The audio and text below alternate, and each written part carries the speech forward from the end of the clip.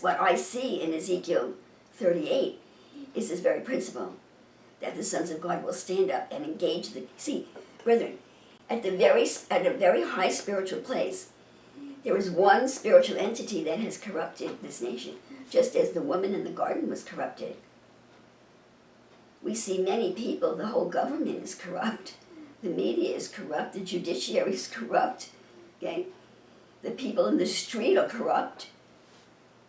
But the higher you get, you reach a point where there's one power, one principality that is responsible for the destruction of America and the whole Western world. And and their henchmen, the humans that carry the principalities, because there's more of them. The more you descend, the more people carry this principality, this spirit. They're trying to bring it to Africa, I understand, and all the other nations.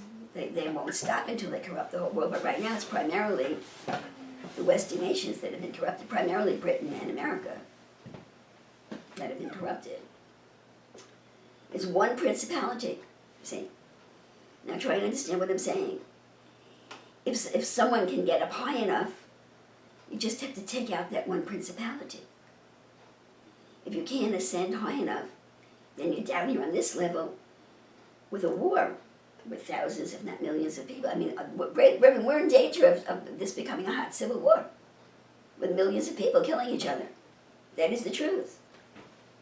See?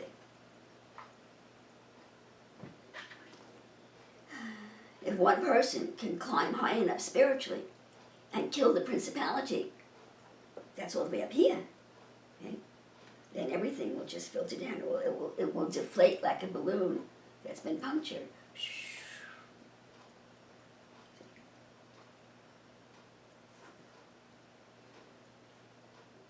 So that's what's about to happen. The Lord Jesus Christ is about to descend into the earth of at least one person to start with, to give that person 10 full sefer, to make them a full adult spiritual male. And that person will engage the principality that is responsible for seducing the woman in this high spiritual place and destroy it, or her. So it was a very positive message for me. I was very excited about it. And also, with regard to who the perpetrator is, because this principality has an element of humanity that it reveals itself through. Is it Russia? Ezekiel 38 does talk about the enemy coming down from the north. And this is what the Lord showed me. It's not Russia, but it's people who, it's not the Russian government, but it's people who come from Russia. Who comes from Russia? Now, brethren, you have to hear what I'm saying and be very careful that you don't become an anti-Semite. It is an element of the Ashkenazi Jews that come from Russia, that they're not even Jewish. They don't even practice Judaism. They're all into Satanism. They're all Satanists. But that's their national root. The Ashkenazi Jews, which come from this Khazaria, which is a defunct nation that doesn't exist anymore. And it's certainly not everywhere. It's a group of people and their families. Someone wrote a book, the 300 families of the Illuminati. And they're not even Jews. They're actually Satanists, but that is their ethnic background. That is their ethnic root. Khazarians that settled in Russia. So it's not the Russian government, it's these people that come out of Russia that have started the New World Order that operates out of the United Nations and basically America and Great Britain. That's the enemy that's waging war against this nation, and it's a bloodless war. So this is what the Lord told me. They've taken us out. The way the Kabbalists would express it is that there are 50 degrees of destruction. America is because England's gone. Either America's going to survive or the whole world is going to get into a very bad place. We're at the 49th of 50 degrees of destruction. The Lord is coming at the very last minute, just like he did in Egypt. At the very last minute, if he didn't get the Hebrew children out of Egypt when he did, they would have been destroyed. So they've taken us down without firing a shot. And the Lord will rebuild us without firing a shot. The same way we came down, we're going up. A spiritual war. A spiritual war. And that's what the Lord has told me. And He told me to trust Him, and I trust Him. I pray every day that if I'm mistaken, the Lord should correct me. But this is what God has put in my heart. And I'm not afraid, and I'm filled with hope. There are people that will get hurt, individual people who have already been hurt, who have lost their jobs, who have been killed in the tornadoes and the trouble that's coming. And there has to be a financial crash coming because the money that we use has nothing behind it at all.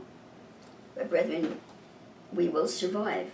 We will survive. We may go through hard times, but we will survive. The nation will survive, and the dollar will survive. And the most important thing is that this wicked principality that has done this to us is about to be destroyed by Christ Jesus in the peoples of the earth.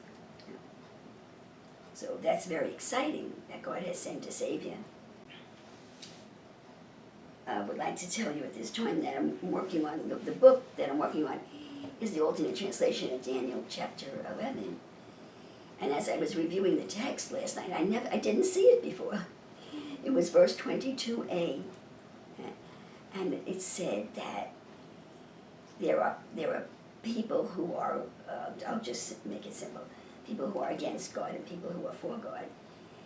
That the Lord is going to cleanse the people that are opposing God, is going to cleanse the people. Now listen to this, brethren, because God's victory is not in destroying people. God's victory is in saving people, is converting them from their wickedness into righteousness. So all of these preachers, they're either preaching America's going to be destroyed or all these wicked people are going to hell. Destruction, their mind, their carnal minds are filled with destruction and with images of our God and of the Lord Jesus Christ as a destroyer. But you need to understand that God will destroy when there's no other choice. When there was no spiritual male in the earth adequate to destroy the spiritual principality, and the people, the humans we're merely metamorphs, we're chameleons, we reflect whatever spiritual entity occupies us. So the people are occupied by evil angels. And there's no spiritual male in the earth to help them, so the Lord has to kill the people. Did you understand? Do you understand what I just said? Mm-hmm. That He doesn't want to kill the people, but they've become evil. And the mechanism that would purge them was not present in the earth. But it is God's will that everyone should be saved. So in the alternate translation of verse 22a of Daniel 11, it says, that God, the way God is going to deal with the people that are against righteousness is that He is going to cleanse them with a spiritual power that is so powerful that it can only be likened to the power that brought the destruction of the flood on the earth. That same power, or like power, is going to cleanse the people this time. Amen. And I didn't even know it was there. I just read it when I was reviewing the text. I mean, it was there, but it didn't really register what I was saying. So I got really excited when I read that last night, or early this morning.